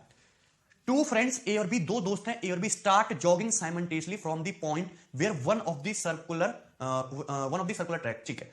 A jogs along the rectangular track while B jogs along the 2 circular tracks in figure of 8, ठीक है। क्वेश्चन में ये बोला गया है कि 2 दोस्त हैं ए और बी, वो जॉगिंग करना शुरू करते हैं। जो आपका फ्रेंड ए है, ए जॉगिंग करता है आपका किस पे, रेक्टेंगुलर पार्क पे। ए किस पे करता है, रेक्टेंगुलर ट्रैक पे जॉगिंग, रेक्टेंगुलर ट्रैक पे चलता है, ठीक है। और जो आपका फ्रेंड बी है ये चलता है सर्कुलर पाथ पे, ये चलता है आपका सर्कुलर ट्रैक पे जॉगिंग करता है। दोनों सेम पॉइंट से स्टार्ट करते हैं। तो यहां से आपका चला ये ए, तो ए कैसे जाएगा भाई, ये जॉगर ए कैसे जाएगा, ए कैसे कवर करेगा, तो ए जाएगा आपका किस तरीके से, ये करना शुरू किया रेक्टेंगल से, ऐसे ऐसे ऐसे, यहां से ऐसे जॉगिंग करेगा बढ़िया से, और ये यहां पे घूम के वापस, ये आ गया जॉगर ए वापस, क्लियर। कोई डाउट इसमें। वाइल जबकि जो आपका जॉगर बी है, वो भी सेम पॉइंट से स्टार्ट करता है, इसी पॉइंट से, लेकिन सर्कुलर ट्रैक पे चलता है इन द फिगर ऑफ 8, 8 की फिगर में। यानी कि जो जॉगर बी है देखो ऐसे जाएगा सर्कुलर ट्रैक पे, ये गया जॉगर बी, ऐसे जा रहा है ऐसे एकदम बढ़िया से, ये गया ऐसे पूरा घूम के 8 की फिगर में वापस आ जाएगा उसी पॉइंट पे, ये आ गया आपका जॉगर बी। यानी कि अल्टीमेटली जो आपका फ्रेंड है उसने पूरा रेक्टेंगुलर ट्रैक कवर किया, और जो आपका फ्रेंड भी है उसने पूरा आपके दोनों सर्कुलर ट्रैक के बराबर का रास्ता कवर किया। चलिए अब क्वेश्चन में पूछा क्या है, क्वेश्चन में पूछा है approximately how much faster than A does B have to run. A की तुलना में बी को कितना तेज दौड़ना चाहिए, ए की तुलना में बी को कितना फास्टर दौड़ना चाहिए, जिससे कि so that they take the same time to return to the starting point, जिससे कोई स्टार्टिंग पॉइंट पर पहुंचने पर सेम समय ले, जिससे कोई स्टार्टिंग पॉइंट पर पहुंचने के लिए सेम समय ले। अब आपको सभी को पता है कि टाइम बराबर क्या होता है, डिस्टेंस बटे स्पीड। टाइम बराबर क्या होता है, डिस्टेंस बटे स्पीड, ठीक है ना, डिस्टेंस बटे स्पीड, क्लियर है। अब दोनों को समय बराबर रखना है, पहली बात तो ये देखते हैं कि डिस्टेंस कितनी कवर की है ए ने, और डिस्टेंस कितनी कवर की है बी ने। डिस्टेंस कितनी कवर की है ए ने, और डिस्टेंस कितनी कवर की है बी ने। तो ए जो डिस्टेंस कवर करेगा, ए चल रहा है रेक्टेंगुलर ट्रैक पे, ए कवर करेगा 4, 4, 8, 2, 10, 2, 12, ए ने कवर किया 12 मीटर। बी जो डिस्टेंस कवर करेगा, बी चल रहा है सर्कुलर ट्रैक पे, ये तो एक सर्कल की सर्कमफेरेंस होती है 2 पाई आर, यहां पे दो सर्कल है, दो सर्कल की सर्कमफेरेंस होगी 2 पाई और रेडियस है आर यहां पे 1, ठीक है भाई 2 पाई। ये एक सर्कल की सर्कमफेरेंस है, वो दो कवर कर रहा है तो इंटू 2, 4 से 12 3 रेशियो पाई, पाई का मतलब होता है तुम्हारा 22/7 यानी कि 21 रेशियो 22, 21 रेशियो 22 ये आ जाएगा आपका, यानी कि ए तो डिस्टेंस कवर करेगा 21 और बी डिस्टेंस कवर करेगा आपका 22। क्लियर है, कोई डाउट इसमें? ए तो डिस्टेंस कवर करेगा 21 और बी डिस्टेंस कवर करेगा आपका 20। ओके तो ए डिस्टेंस कवर करेगा यहां पे कितनी 21 और बी डिस्टेंस कवर करेगा 22 यूनिट, ठीक है। चलिए अब क्वेश्चन में बोला है कि दोनों को सेम समय लगना चाहिए, दोनों सेम समय पे अपने बिंदु पे वापस आ जाने चाहिए जहां से उन्होंने स्टार्ट किया था, यही बात बोली गई है। अब टाइम सेम होना चाहिए, तो टाइम बराबर होता है डिस्टेंस बटे स्पीड, या फिर हम स्पीड की बात करें तो स्पीड बराबर क्या होती है डिस्टेंस बटे टाइम। अगर टाइम कांस्टेंट है तो स्पीड डायरेक्टली किस पे डिपेंड करेगा, डिस्टेंस पे, यानी कि जो डिस्टेंस का रेशियो है वही आपका किसका रेशियो होगा, स्पीड का रेशियो होगा, ए और बी की स्पीड का रेशियो। ए और बी को 21 रेशियो 22 की स्पीड से ही चलना पड़ेगा। क्लियर है कि नहीं? ए और बी की स्पीड का जो रेशियो होगा वो भी 21 रेशियो 22 ही होगा, ठीक है, ध्यान से देख सकते हैं। How much faster than it does B have to run, है ना, ए की तुलना में बी को कितना तेज चल रहा है, ए की तुलना में बी कितना फास्टर चलेगा 1 यूनिट, 1 आउट ऑफ 21 इंटू 100%, क्योंकि आपको आंसर परसेंटेज में निकालना है, 1/21 गुणा 100%। ए की तुलना में बी कितना फास्टर है, 1 यूनिट फास्टर है आउट ऑफ 21 इंटू 100%, यानी कि अप्रोक्सीमेटली 21 चौक 84 4.72%, 4.72%, ठीक है। क्वेश्चन का सही आंसर है फिर डी ऑप्शन 4.72%। क्लियर? तो बहुत अच्छा सवाल था, पेपर में आ सकता है, मे बी डायग्राम देके आए क्योंकि लैंग्वेज इसकी थोड़ी बड़ी है और एक डायग्राम बनाना थोड़ा सा, बस मेन चीज है कि यहां पे आपको डायग्राम बनाना आना चाहिए, नथिंग एल्स और कुछ भी नहीं। Next question number 16। Question number 16 बहुत बढ़िया लॉजिकल सवाल है, ध्यान से समझ रहे हैं आपको। In the given figure ABCD rectangle, दिए गए चित्र में एबीसीडी एक आयत है, in which side PB 9, side PB की वैल्यू 9 दी गई है, साइड पीडी की वैल्यू 4 दी गई, साइड पीडी दिया गया आपको 4, ठीक है। Find the area of shaded region, shaded region की वैल्यू आपसे पूछी है। तो पहली बात, एक रेक्टेंगल है एबीसीडी, उसकी साइड एडी पे बना दिया हमने सेमी सर्कल, हमने डायगोनल खींचा है BD, diagonal BD semi circle को बिंदु पी पे काटता है। अगर मैं पॉइंट ए से पी को मिलाऊं तो ये है सेमी सर्कल, सेमी सर्कल का डायमीटर है एडी, और सेमी सर्कल में बना कोण 90 डिग्री का होता है, तो ये एंगल कितने डिग्री का हो जाएगा आपका 90 डिग्री का हो जाएगा, ये एंगल कितने का हो जाएगा 90 डिग्री का हो जाएगा, सेमी सर्कल में बना कोण 90 डिग्री का होता है, ठीक है, ध्यान से समझते रहना। हमको शेडेड रीजन चाहिए, दैट मींस ट्रायंगल बीपीसी का एरिया चाहिए। अगर हम ट्रायंगल बीएडी, त्रिभुज बीएडी को ध्यान से देखें तो ये एंगल है कितना आपका 90 डिग्री, राइट एंगल है, राइट एंगल के सामने बीडी हाइपोटेनस है, हाइपोटेनस पर परपेंडिकुलर डाला गया है, और हाइपोटेनस जो है 4 और 9 दो लेंथ में डिवाइड होगा 4 सेंटीमीटर 9 सेंटीमीटर, तो जो हाइपोटेनस पे जो परपेंडिकुलर है इसकी लंबाई अंडर रूट 4 गुणा 9 यानी कि 6 सेंटीमीटर होनी चाहिए। कितनी होगी 6 सेंटीमीटर, कितनी होगी इसकी लंबाई 6 सेंटीमीटर, कोई डाउट इसमें? ये लंबाई 6 सेंटीमीटर है। अब यहां पे जो चीज ट्रायंगल एबीडी है same to same triangle BCD है, देखिए दोनों कॉन्ग्रुएंट ट्रायंगल है, जो ट्रायंगल आपका बीएडी है, जो त्रिभुज बीएडी है वही त्रिभुज डीसीबी है, जो त्रिभुज बीएडी है वही त्रिभुज डीसीबी है, और इसमें हाइपोटेनस बीडी पे परपेंडिकुलर है आपका 6, तो यहां भी हाइपोटेनस ये आपका बीडी पे परपेंडिकुलर, ये भी 6 सेंटीमीटर ही होना चाहिए कि नहीं, ये भी 6 सेंटीमीटर होगा। सेम टू सेम पिक्चर है, दोनों ट्रायंगल एकदम कॉन्ग्रुएंट है, बीएडी और ये बीसीडी। 90 डिग्री वर्टेक्स से हाइपोटेनस पे परपेंडिकुलर 6 है, 90 डिग्री वर्टेक्स से हाइपोटेनस पे परपेंडिकुलर 6 है। आपसे पूछा शेडेड रीजन, तो शेडेड रीजन है ये पीसीबी, और इसमें ये बेस कितना है आपका 9 और इसके ऊपर परपेंडिकुलर है 6, तो शेडेड रीजन कितना हो जाएगा 1/2 बेस इंटू हाइट, यानी कि 1/2 9 इंटू 6 यानी कि 27, बी ऑप्शन आपका करेक्ट आंसर होगा। क्लियर? बहुत आसान इजी सॉल्यूशन था, इजी क्वेश्चन था। चलिए क्वेश्चन नंबर 17, क्वेश्चन नंबर 17 को ध्यान से देखना है आपको। एबीसीडी जो rectangle in which side AB बराबर 20, तो एबीसीडी एक आयत है जिसमें साइड एबी की वैल्यू दी है आपको 20, साइड एडी की वैल्यू है आपकी 15, साइड एडी आपकी 15 है। Find area of triangle APC, त्रिभुज एपीसी का एरिया क्या है, त्रिभुज एपीसी है क्या, डायगोनल एसी को मिलाया गया है, यहां पे ये डायगोनल एसी को मिलाया गया है, और डायगोनल इसके राइट एंगल ट्रायंगल बीएडी के वर्टेक्स से ये डायगोनल बीडी पे ये डाला गया है परपेंडिकुलर, ये डाला गया है परपेंडिकुलर, ये 90 डिग्री का एंगल है। आपसे ट्रायंगल एपीसी का एरिया पूछा है, बहुत आसान सवाल, कुछ भी नहीं। अगर ये साइड 15 ये साइड 20 है तो हाइपोटेनस बीडी जो होगा वो कितना होगा 25, हाइपोटेनस बीडी कितना होगा 25, बीडी इज 25, 15 20 25 ट्रिपलेट होता है, तो BD is 25 centimetre, side BD 25 centimetre, ठीक। अब यहां पे दोनों सेल्फ रिलेटेड क्वेश्चन है, बहुत मजेदार, ये साइड 15 ये साइड 20 है, हाइपोटेनस पे डाला हमने यहां पे परपेंडिकुलर, ये हाइपोटेनस 25 है, तो ये जो तुम्हारा एपी है, ये जो तुम्हारा एपी है, एपी की लंबाई 15 गुणा 20/25 थ्योरम से कितनी हो जाएगी 12 सेंटीमीटर, एपी की लंबाई कितनी हो जाएगी 12 सेंटीमीटर, वही लेग्स का प्रोडक्ट बटे हाइपोटेनस 15 गुणा 20/25 कितना हो जाएगा 12 सेंटीमीटर। क्लियर है? कोई डाउट इसमें किसी को? ध्यान से समझना। अगर मैं ट्रायंगल एपीडी को देखूं, ये 90 है तो ये भी 90 होगा, 90 के सामने 15 12, तो डीपी कितना है फिर आपका 9, 9 12 15 ट्रिपलेट होता है, डीपी कितना है आपका 9, तो साइड डीपी की वैल्यू कितनी है 9 सेंटीमीटर, साइड डीपी की वैल्यू कितनी है 9 सेंटीमीटर, दिस इज 9। क्लियर है? 9। ये डायगोनल एसी ये डायगोनल बीडी एक दूसरे को पॉइंट ओ पे काटते, तो ओ जो होगा डायगोनल्स का मिड पॉइंट होगा। या डायगोनल बीडी 25 है तो डीओ जो होगा 25 का हाफ, डीओ की जो लंबाई होनी चाहिए ओडी वो 12.5 सेंटीमीटर होगी, 12.5 सेंटीमीटर। अगर डीओ 12.5 है, डीपी 9 है, तो ये जो पीओ है ये कितना आपका 3.5 सेंटीमीटर। पीओ कितना है 3.5 सेंटीमीटर।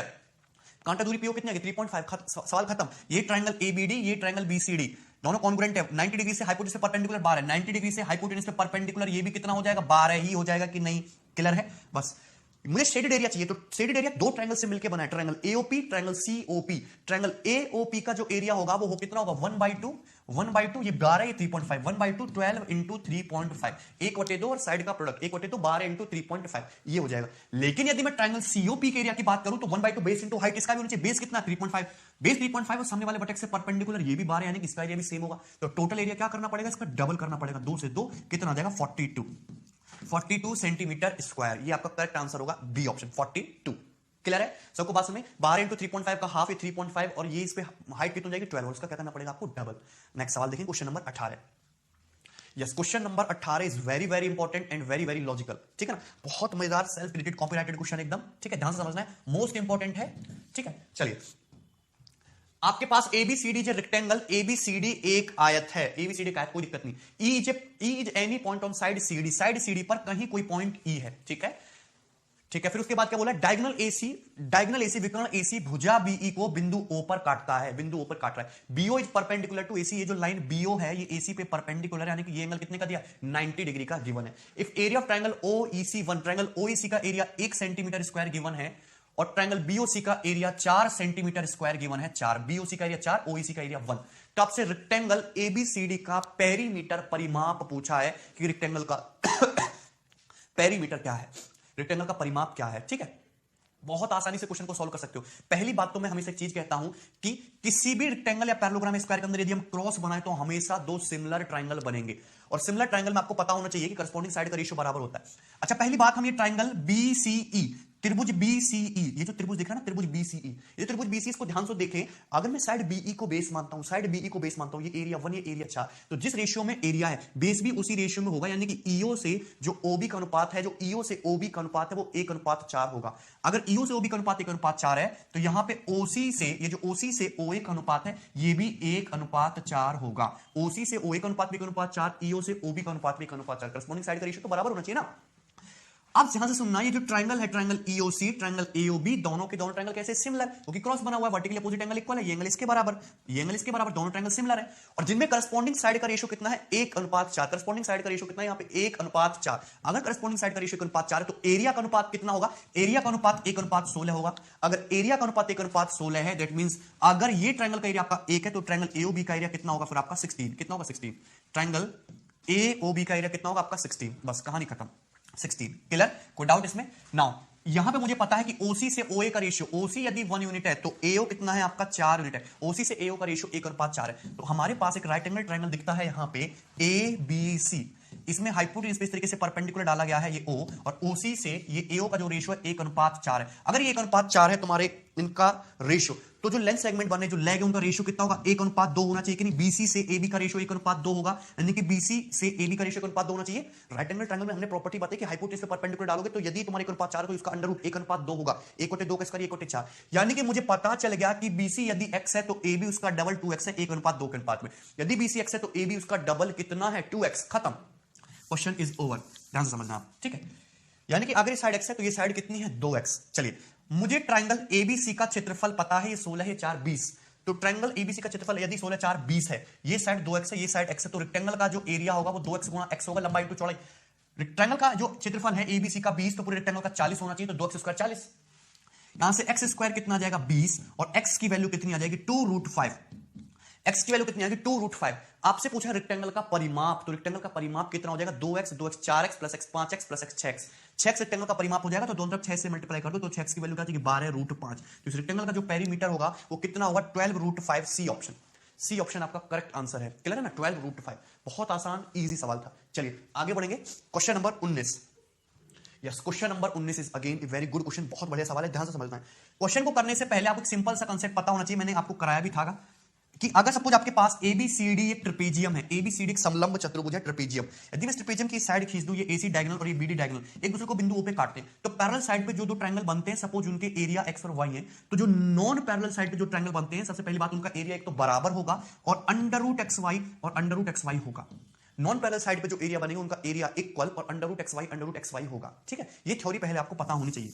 ओके चलिए अब देखेंगे, आपको एक रेक्टेंगल दिया हुआ है आयत पी क्यू आर एस एक आयत है, T and U are points on side P Q पे दो पॉइंट है टी एंड यू। यदि ट्रायंगल टी ओ यू का एरिया है 4, ठीक है, ट्रायंगल ओ एस आर का एरिया है 25, क्वाड्रिलेटरल पीटी ओ एस का एरिया कितना है आपका 18, तो area of quadrilateral U Q R O, ये जो अनशेडेड रीजन है इसका एरिया बताना है, अनशेडेड रीजन का क्षेत्रफल आपको बताना है।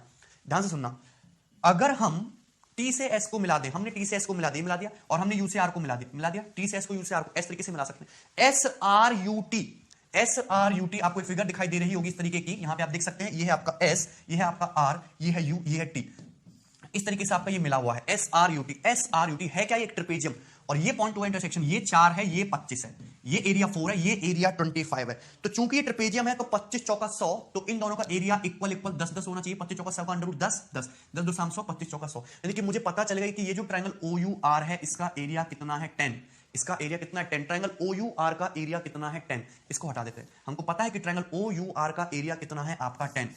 आप सभी लोगों को ये बात भी पता होगी कि सपोज आपका एक रेक्टेंगल है, रेक्टेंगल की इस एबीसीडी, यदि हम साइड सीडी पे कहीं कोई पॉइंट पी ले लें, तो ये जो ट्रायंगल पीएबी का एरिया होगा ये पूरे रेक्टेंगल के एरिया का हाफ होगा, ट्रायंगल पीओबी का एरिया पूरे रेक्टेंगल के एरिया का हाफ होगा। ये रेक्टेंगल है पी क्यू आर एस, इसमें है साइड एस आर, और साइड एस आर द्वारा अपोजिट साइड पे ट्रायंगल बनाया गया है, दिख रहा है, ये ट्रायंगल बनाया गया है। तो ये जो ट्रायंगल बन रहा है एस आर यू, इसका एरिया 25 + 10 35 है, जो कि पूरे रेक्टेंगल के एरिया का हाफ है, तो पूरे रेक्टेंगल के एरिया का हाफ 35, तो बाकी जो रिमेनिंग एरिया है, ये जो बाकी रिमेनिंग एरिया, ये भी 35 होना चाहिए, ये भी 35 होना चाहिए रिमेनिंग। अगर रिमेनिंग 35 है तो 18 + 4 22, तो ये जो ट्रायंगल यू क्यू आर है ये कितना बचा फिर आपका 13, ये 13 का होना चाहिए। Triangle you Q are area 13 है, तो क्वाड्रिलेटरल एरिया पूछा अनशेडेड वाला, तो अनशेडेड क्वाड्रिलेटरल एरिया 10 + 13 कितना हो गया 23, डी ऑप्शन आपका करेक्ट आंसर है भाई। ठीक, समझ में आया सबको? चलिए next question number 20 and last.